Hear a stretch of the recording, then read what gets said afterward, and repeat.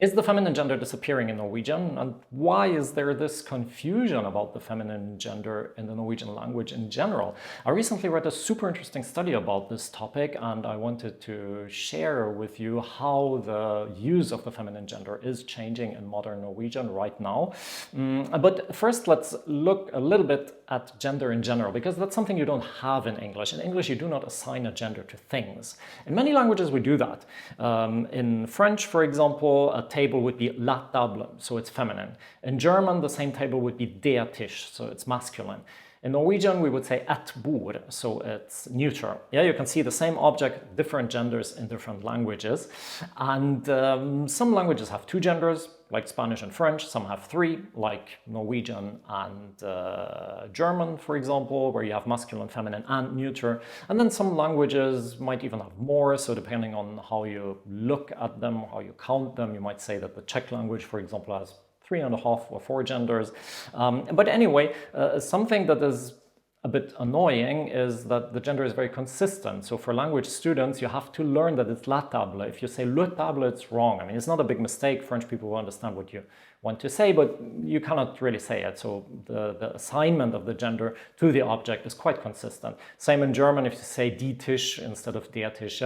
German people will understand what you want to say, but it sounds a bit wrong. But there's this one exception in Norwegian that students of the Norwegian language learn quite early on. The Norwegian teachers will tell them, well, when you have a feminine object like book, yeah, this is the classic one, a book, you can always use the masculine form instead. You can also say en bok.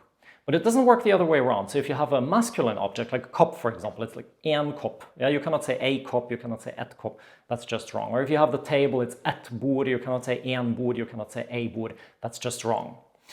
So how come that we have this weird situation about the feminine gender in the Norwegian language? Well, for this we have to dig a little bit deeper into the language history. Danish, Swedish and Norwegian have the same ancestor. We might even argue that they are just variations of the same language until today, but that's a topic for another video. In any case, they have the same ancestor, and in this old Norse language, the ancestor of Danish, Swedish and Norwegian, we have 3 genders, just like in German. But gradually, in the late Middle Ages, early modern time, Danish and Swedish would give up the feminine gender. How did that happen? 2 drivers mostly. One of them was that the endings were very similar, so in some dialects people couldn't even understand properly whether noun ending was feminine or masculine. The other one was the emergence of the pronoun den. At some point, people just started thinking that it's weird to say he to a cup and she to a door, so like han and hun, as we have it in modern Norwegian.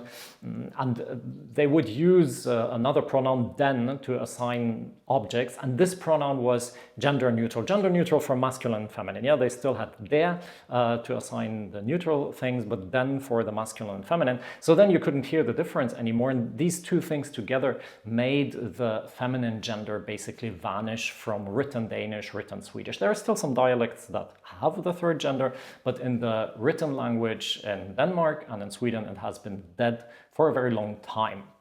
Now, as you might know, until 1814, politically, Norway was part of Denmark, and the only written language was Danish. So people who could read or write would write Danish with only 2 genders, and then in their dialect, they might use 3 genders. Bit weird, but that's just how it was. And then in the 19th century, we had this big national linguistic movement where people said, we cannot continue writing Danish, we need our own language. And that resulted in a variety of peculiarities in the Norwegian language. The first one was that we got a completely new written form of the Norwegian language called nynorsk, a language that was developed out of the dialects by a linguist. I made a separate video about this, so if you're interested, feel free to check it out. And in nynorsk, the 3 genders, masculine, feminine, and neutral, were completely kept, and they were consistent, so you would always have to use the feminine gender whenever it occurs in a noun in nynorsk.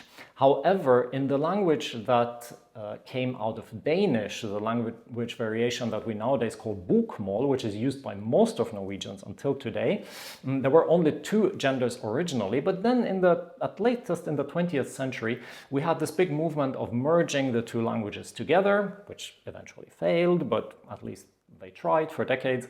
And during this, they said, well, we have the three genders in Nynorsk, we have the three genders in most of the dialects. So if you want to write the feminine form in bokmål, you can do that. So you can write a book suddenly. So basically, the feminine gender got a big boost in the 20th century because suddenly it was accepted in the written language in both forms, both in Nynorsk and in bokmål, to write the feminine form.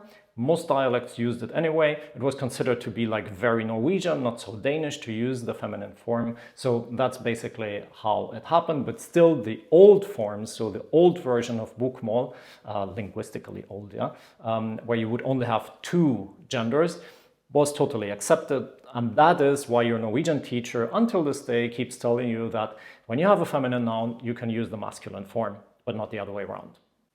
So now back to the study that I was talking about. Linguists did a series of experiments with people in Oslo, Trondheim and Tromsø, showing them objects and basically prompting them to use the object in the feminine or masculine form and see which one would prevail.